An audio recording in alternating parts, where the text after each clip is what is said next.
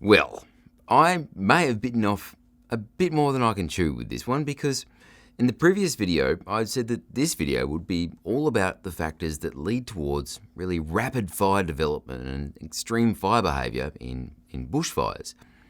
And at the time, I thought, yep, I can get that done. I can make, a relatively short and succinct video that's still relatively accurate, which covers, the main factors leading to really rapid fire development. And so I thought, righto, let's get started. And I did what I normally do, and I started jumping into some of the reading material that, I've gathered along the way. So I started with a bit of a field guide looking at fuel hazard, which is, a good introduction to, how fires burn on the landscape. But I kind of found that wasn't enough in itself. So then I jumped into the full-blown book of this fuel hazard study, and that was good. It was nice to sort of refresh, because incidentally, that book there led to the mouse pad that I have over here, which is actually my thesis, which I wrote back in 2009, and that is actually written on the effectiveness of hazard reduction burns in removing fuel hazard. That's kind of where I got my real start with fire science. But kind of getting into those ones, it just sort of created more questions for me. It was sort of like, oh, yep, that's great, but what about this? And so I then jumped into this book, which is really an excellent one for fire dynamics for bushfires. But a similar thing happened where I was reading, sections from that one. I didn't read the whole book, but I read sections from that one. I was like, okay, well, I want to learn more about that. And so then jumped into other books, sections of at least, like this one. This one's good. Another one, good one for fire dynamics. Great when we're talking about prescribed burning in Australia. Good book. And really just started diving into more and more of the books that I use to make this channel. And no, I didn't read all of these books in their entirety. I just read sections out of them. But it really did sort of emphasize the fact that, this is a really quite complicated subject. And it was once said, albeit with a little bit of tongue-in-cheek, that wildfire science is not rocket science. It is far more complicated than that. Because when you have a look at rocket science, yeah, it's incredibly complicated. I'm not trying to diminish that in any way, shape or form, but rocket science is about a known trajectory. We're trying to get from point A to point B, and the fuel load inside the rocket is a known and heavily manufactured fuel load, so that they know that much. So the combustion that is taking place is going to be relatively known. The chamber that it's contained within is also known parameters. So, the combustion and the container itself is known. We know our trajectory. We know where we want to get. And there's a whole heap of sort of really known factors that we're talking about when you talk about rocket science. And yeah, insanely complicated, I'm not trying to diminish. But then when you look at wildfire science, we have a look at our fuel load. Well, we don't really know what it is. We have some generalized rules about, what's going to be out there, and looking at fuel loading or fuel hazard, and having a bit of an understanding about, soil dryness index, or how much moisture is in our fuels, and humidity and atmospheric stability and slope, and dynamic fire behavior, and all of these different factors. But they all play together to affect how a fire is going to burn across a landscape.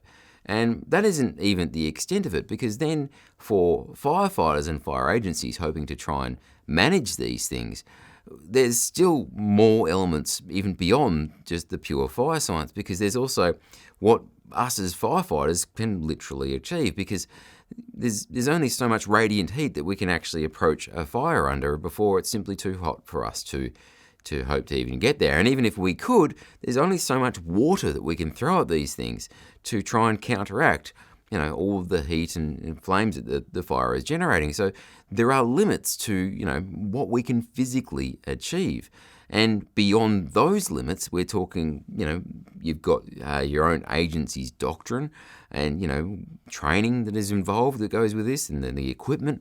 Then beyond that, you start to talk about the political realm. So what are the political expectations for your fire service, you've got environmental issues as well, and you've got financial issues on the other side, and then you've even got beyond that, you really need to start talking about the financial constraints, like what we can actually bring to bear on managing these fires, and talking about pre-incident management stuff. So you do hazard reduction programs or fuel reduction programs, and all of the other factors that go into managing these fires, and all of the competing priorities and political will either way, and money involved. It's insanely complicated when you start talking about, wildfire science and the wildfire issues. And it starts to become little wonder that we haven't just got there and gone, here's the silver bullet, we've solved it, because there are many different viewpoints on, how these fires should be managed. There's many different vegetation types that require different types of management. There are different goals, within how people want to manage them and the results they want to get out of them. And so when you think about it from that point of view, this is an incredibly complicated subject, let alone just sheerly talking about the fire behaviour itself.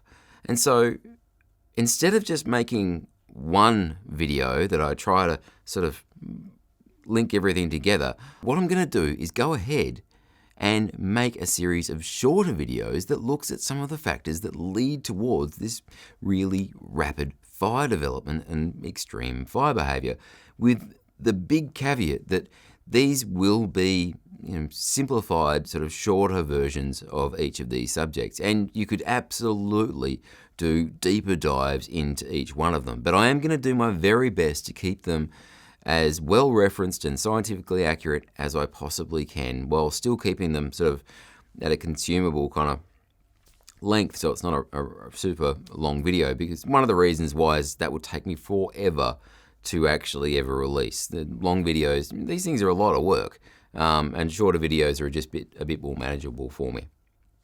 So I'm going to go ahead and make a series of shorter videos sort of talking about how these extreme wildfire events happen. But before I do that, I need to even talk about what extreme wildfires are, because if you look at the news each summer when bushfires return to Australia, you'll see, crown fires and various other things, and the news will quite happily say sort of extreme fire behaviour.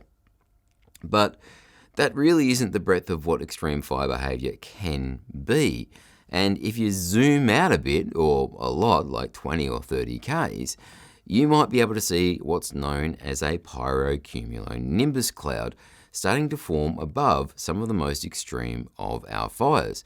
Now, this is when fires no longer become sort of localised ground-borne events. We start to see the fires become an atmospheric event instead. And we actually see genuine thunderstorms form over the top of fires, not because of the local weather conditions, but because of the smoke and moisture and everything else that the fire is pumping out. And this is when the fire genuinely makes its own weather. You see really strong updrafts and downdrafts and strong winds going in, opposite ways to the prevailing wind directions. You can even see things like lightning strikes come out of these things. And so you can get really extreme fire behaviour out of these larger events, which are quite literally firestorms. That really is what we're talking about when we're talking about firestorms. And to me, that's extreme fire behaviour. That is the most extreme manifestation of wildfires that I'm aware of. But that is a really complicated subject, and I do want to make a video on those kinds of fires at one point, but I don't want it just to be me. That video I want to get help for. I want to try and get some experts in as well. So for this video, we're going to focus on the more localized events, the sort of the really quick crown fires, the blow-up events and rapid rates of spread across the ground, those kinds of things. We're going to say that that's extreme fire behaviour. What is sort of experienced as really sort of surprising results for firefighters on the fireground, the stuff that catches them unawares. So we're going to focus on that kind of stuff and label it extreme, while keeping in mind that, genuine firestorms, the really big events, are probably the true version. But for the sake of this, that's what we're focusing on. We're focusing on those really sort of blow-up event ground fires and really rapid rates of spread across the ground. That's what we're going to talk about as our extreme fire behavior. And we're going to start off in the next video. This is just kind of a bit of a rant, if you will, that will lead into these other videos. And we're going to start by having a look at the fuel moisture content, and then that will lead into some more videos about, fuel structure and various other things to talk about how these factors are going to lead towards really rapid fire development, and how some of the other factors will actually lean away from really rapid fire development.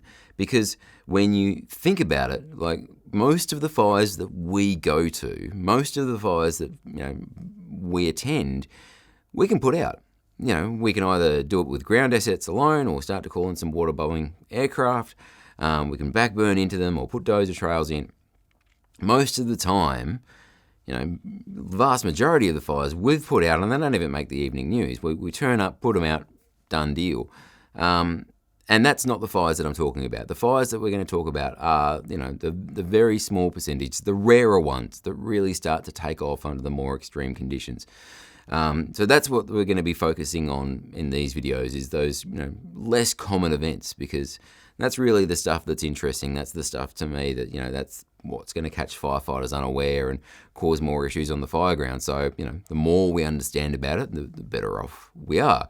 And I'm going to kick that off with, fuel moisture content in the next video, and follow it up with a series of other shorter videos, just because, well, it just makes it easier for me to make shorter, bite-sized videos than trying to tackle big, long projects, because, as much as I enjoy all of this, it's hard work. So, if I can make it a little easier for myself, then that can't be a bad thing. So, all right. Well, if you've got this far into the rant, well done. Thank you very much for watching. More videos will follow soon. And, I'll catch you in the next one. Cheers.